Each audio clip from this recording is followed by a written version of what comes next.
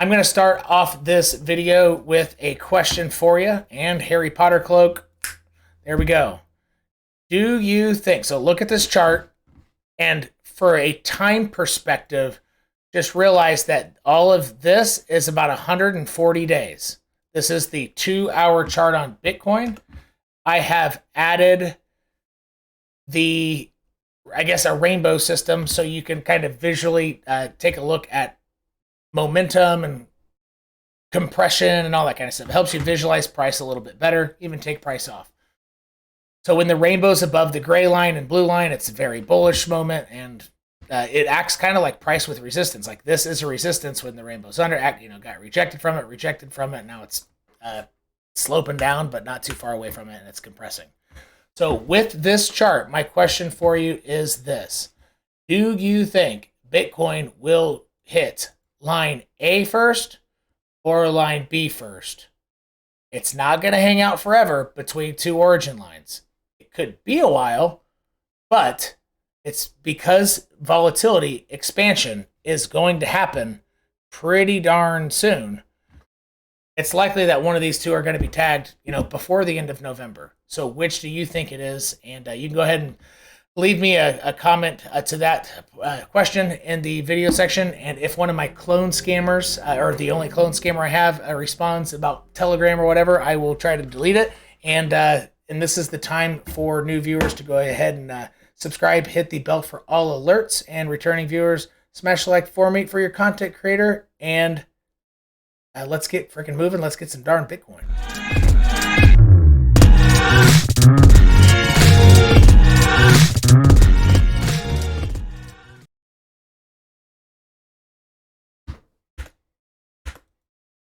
What we're going to do at the beginning of this Bitcoin analysis, nothing crazy has changed on Bitcoin. We've been covering the sideways action for a while. Let me go down to the smaller time frames, and I will put on what I have on my live chart, all these key bumpers. So these are essentially all of Bitcoin's bumpers that are in play right now. I should put them on the chart right there. So this is literally everything that is in play for Bitcoin in the immediate sense. And I have other, price bumpers both north and south of here. Try to get it all consolidated for you. So for new viewers, if you want to put this on your chart, this is literally everything that's in play right now. You have a form of triangle trend line coming up, and you have one coming down. They come to a pinnacle around the 22nd, 23rd. So something interesting could happen here, but this is only the small term time frame triangle. There is a larger time frame triangle, which its pinnacle is out like past November 6th or something. So if there's going to be a fake out either way in price, or a strong move without continuation where it goes, from the middle point, it either goes down at this point before the monthly closure, I would suspect that it has an increased chance of coming right back up, maybe getting rejected from its breakdown point before then November, first week of November, going down after October closes, or around this point, around the weekend or the 20s, let's say, around the 22nd to the 24th in this area. If you get a move to the upside, I think that also would have to do with, or have a higher risk of turning back around sometime in early November. So this would be, around this area, the micro time frame triangle coming to a conclusion about a week and a half prior to the more massive time frame triangle out here. This is a perfect opportunity for whales to trick people and bait people. That makes sense, because the more important, pinnacle formation is further out in November. So watch out for something to happen around the 22nd to the 24th because of that reason, and that's what those lines are right there zoomed out. But more immediately, this is pretty much everything in play, and if you want to emulate this on your chart, I strongly suggest it. I'm on the 15-minute chart, and I have the MTF EMAs, meaning I can put different time frame EMAs on here, even though I'm on the 15-minute chart. So let's summary. You've heard me say this before because Bitcoin hasn't done anything. If 19K is broken, or roughly 18,945, just a pretty exact number. See this recent move down? Look, I mean, this is a real line that's being defended. See that? Like it is to the dollar. So this is a real line, and that is the price point right here. So you need a box between 19,013 and 18,946, I guess. But if that is broken, there is a potential bounce point at this next area. But the next time, so here is what might change. Because this has already been pierced over here once, the next time this is pierced, that could be it. That could stimulate continuation to the downside. So taking out 17.5 lows and everything. Yeah, it's fine to pierce it once and bounce, which it did very fine. It actually pierced like 2 levels below. So let's see what those are. But I think this level right here, from a CME perspective on weekly, from Bitcoin spot price monthly candle bodies, this is kind of a line in the sand, but this is the big line in the sand, which would initiate a move lower than 17.5 the next time it goes below it. So this is not immediately in play on short micro time frames, because Bitcoin's using this area as support. But just realize, I had it pretty zoomed in, and I said you might want to copy this. You need this box with these exact figures here, 18,565 and 18,650. Like, these are very precise numbers. I strongly suggest you put that box on your chart at those like nearly to the dollar exact levels right there. All right, let me make myself small. And that is the move that would absolutely be initiated should price break back below this level here. See that? It will go there. It's not going to stop somewhere in the middle. Okay, especially after hitting it twice. That if it falls through after hitting it twice, it's going to go straight here. And if that happens tomorrow and it goes below here and doesn't get back above it on its first attempt, like exactly like it did here. So sometimes it's not a death sentence if you can bounce and don't have any rejection whatsoever, which is exactly what happened here. I was actually kind of surprised. But the next time it happens, I suspect that it'll punch through it, and then it'll maybe pierce it, but then it'll start heading back down like this and eventually get rejected and then accelerate. And there is something that happened in Bitcoin price today. So this is the more exciting part of this Bitcoin. So these are all the levels. I'm not giving you upper levels because I don't see them in play quite yet. But copy those levels if you're newer. And I want to show you the perfect example of how price moves in a way that allows you to know that you have a strong edge, a statistical edge, that your trade is extremely likely to go your way. And it's almost exactly the thing I draw a lot on my channel, where I suggest to you, it's if you see a support or a resistance, it's not just a candle closure. That is the thing. Like, that is just for fake outs now. It's how the micro candles, 5 minute, 1 minute, react to it. And I draw this all the time. Bitcoin just did it today with the daily 10 or the 1 hour 200, which is the same thing. So I want to show you this. Like, these are the things I draw, and it was the first like perfect setup on Bitcoin that I've seen in a while. And I did take that trade and I executed it. I only held it down, I think, to here, but anyway, let me zoom in. So this is the 1 hour 200 EMA, and this is why I spend so much time showing you how price will move if it's going to initiate, a strong move down. And then I'm actually going to show you, after this, I'm going to show you an example of the opposite, like a trade that would have, like one you just would have had to miss out because it wasn't probably, you didn't have the edge, even though in retrospect it's XRP. Even though it happened, you didn't have an edge at the moment. Like, there's no way to have traded that with a strong edge at the exact moment and initiated the move. But Bitcoin, it did. All right. So the daily 10 EMA is a support and resistance line that is, in play in bull markets and bear markets. I like the one. This is technically the 1 hour 200. Okay. So for context,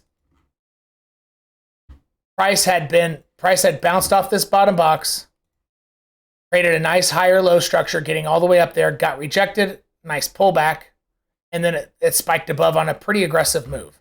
So whenever you have an aggressive move above, or you just punch through a resistance, and the same thing for support. If you punch down below support, but if you punch through it, the way that you can tell that your edge is beginning to form is not because of like 4-hour daily candle closures. I'm telling you, it's not.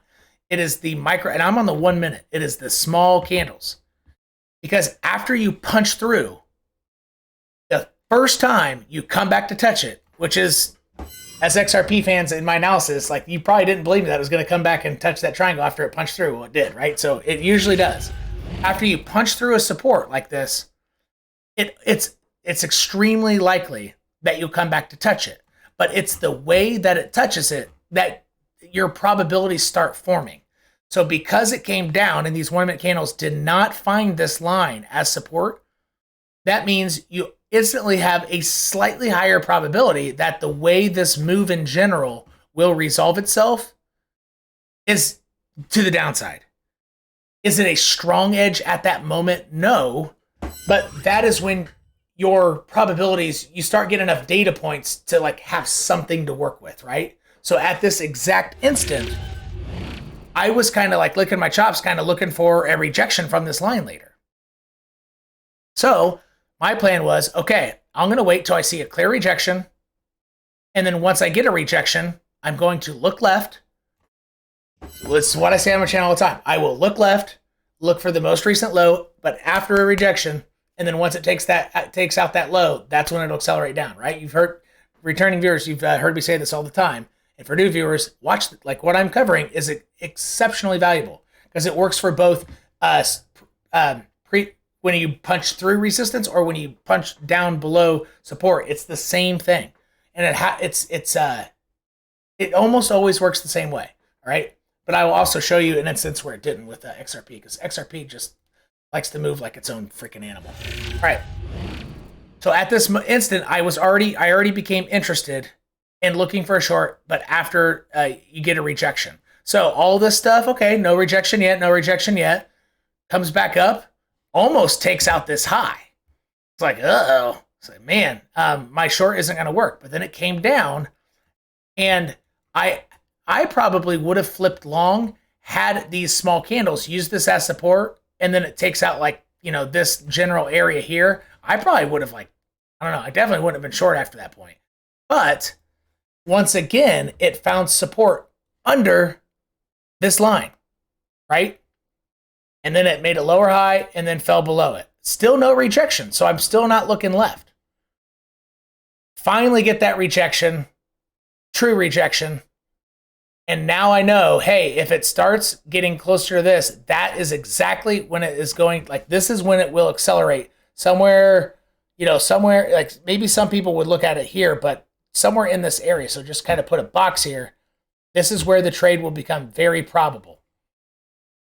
However, I entered half of my trade on this candle. So after this candle closed is when I entered half my trade because that momentum kind of confirmed this as a rejection and all this as a rejection. Does that make sense? And then I added the second half of my trade at this candle after it fell through there because I knew this is where it will accelerate. So look, that is exactly when it accelerated down. Perfect setup. And I hadn't given a VIP trade alert in a while because there's nothing to alert for in this choppy price action. And I'm not a big fan of trading altcoins as much on leverage in a bear market. So I've been mostly focused on Bitcoin and Ethereum. And this is the first one I did. And I did that because it was absolutely perfect, right? So this is in practice, like something I preach probably in every other video, if not more than half my videos. We finally got an exactly perfect example. I guess I will cover XRP individually, but this is the opposite of that. This is that not working. Look, you have a support here. It's kind of so you also have the approach to support was different, right? Bitcoin went up and turned resistance into possible support. So this is kind of a different play, but still the same idea. But it's inverse. So the way I usually see the way Bitcoin usually behaves is if it finds support below the actual support, then what I do is I look for a rejection point like this, and then when it takes out the low looking left, that's when it accelerates down. I like to take the trade, right? And this didn't happen. So XRP It not only didn't do that, but it formed a low, or a higher low, higher high, higher low, higher high, and then went straight down. So this is an example of, you don't look back and say, oh, I should have done this. I mean, probably no. Like, there's no way you wouldn't have had an edge here, right? There's no way. So this is one of those things where you shouldn't feel bad about not hitting it, because this structure here, you didn't have anywhere close to a probability of that working out or of that even happening, right? But on Bitcoin it did. And so remember that idea, not just that XRP moves like its own animal, but on Bitcoin, we just had an exact example happen at a major line, one of the main key lines we have in play. And so the same idea could happen at both of these next, and this is how I want to wrap this portion up. So remember these next two blue box areas here, okay? This will initiate a move down to here. But going below here could initiate all-time or yearly lows below 17.5, right?